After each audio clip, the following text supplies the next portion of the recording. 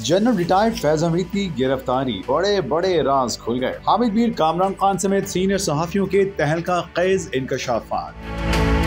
पाक फौज की जानिब से साबिक DGI lieutenant general retired Faiz Hamid को फौजी तहवील में लेकर उनके खिलाफ कोर्ट मार्शल की कार्रवाई शुरू कर दी गई, जिसने मुल्क की सियासत में हलचल पैदा कर दी है। इत्तेहादी जमातों की जानिब से फैज हमीद के कोर्ट मार्शल का खैर मकदम किया जा रहा है और इसे बिल्कुल दुरुस्त फैसला करार दिया जा रहा है। ISI के साबिक सरबराह के खिलाफ कार्रवाई के ऐलान के बाद से जहाँ फौज में एहतसाबी अमल को सराहा जा रहा है, वहीं सियासी और समाजी हलकों में फौजी अफसरान के सियासी किरदार पर भी बहस छिड़ गई है।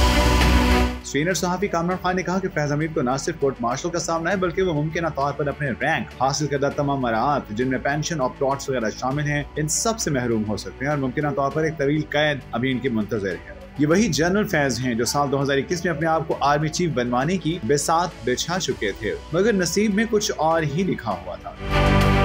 सहाफी और एंकर पर्सन हामिद मीर का कहना था कि जनरल फैज की गिरफ्तारी का सबसे ज्यादा फायदा पाकिस्तान तहरीक इंसाफ को होगा, क्योंकि वो तहरीक इंसाफ को अपनी मर्जी से चलाने की कोशिश करते थे और अपने जाती इंतकाम के लिए एक पार्टी को इस्तेमाल कर रहे थे, लेकिन तहरीक इंसाफ इनसे डिक्टेशन नहीं दे रही थी। सहाफी अब्सार आलम का कहना है कि साबिक चीफ जस्टिस साकिब निसार का भी जनरल फैज हमीद के इस करप्शन स्कैंडल से गहरा ताल्लुक था और उन्होंने खिलाफ आईन और कानून अपने चैम्बर में केस सुना, जबकि काजी फायद ईसा ने खुली अदालत में केस सुनकर इसे मंतकी अंजाम तक पहुंचा दिया। मतीउल्लाह जान ने जनरल फैज की गिरफ्तारी पर तज्जिया करते हुए कहा कि जनरल फैज की गिरफ्तारी सियासी मसलहत के तहत है। एस्टैब्लिशमेंट के पास ऑप्शन कम रह गए थे, इसलिए इमरान खान को काबू करने का यही तरीका रह गया था कि जनरल रिटायर्ड फैज हमीद को गिरफ्तार कर लिया जाए।